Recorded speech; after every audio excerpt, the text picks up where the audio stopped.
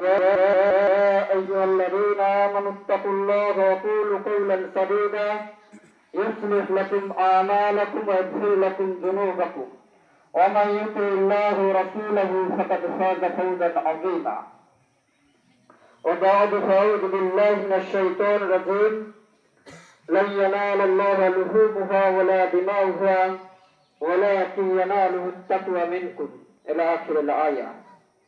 عن جابر رضي الله تعالى عنه قال قال النبي صلى الله عليه وسلم إذا كان يوم عيد خالف الطريق رواه البخاري.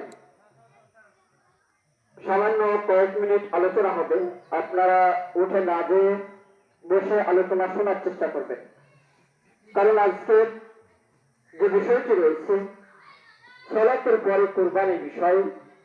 আজকের আলোচনায় কুরবানি সম্পর্কে এমন কিছু বিষয় আপনার জানা দরকার, যে বিষয়গুলো আপনি না জানলে আপনার কুরবানি করা বৃথা হবে, কুরবানি করে আপনি সফলতা অর্জন করতে পারবেন না।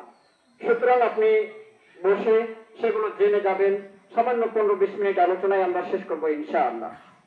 সম্মানিত সুধী মণ্ডলী, আপনারা অবগত রয়েছেন আজকে ঈদ উল আজহার সালাত আমরা সম্পূর্ণ করে কিছুক্ষণ পরে আমাদের আজকের দিনের সর্বশ্রেষ্ঠ ইবাদত কুরবানি কাজ শুরু করবে ইনশাআল্লাহ।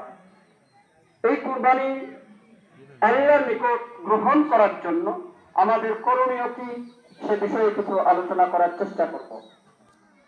আল্লাহ সুবহানাহু ওয়া তাআলা পবিত্র কুরআনুল কারীমের মাঝে একটি আয়াত নিয়ে এসেছেন। সেখানে বলা হয়েছে ঈদ কররাবা কুরবানান ফাতুকুব্বিলা মিন আহাদিহিমা ওয়া লাম তাতাকাব্বাল মিনাল আখার।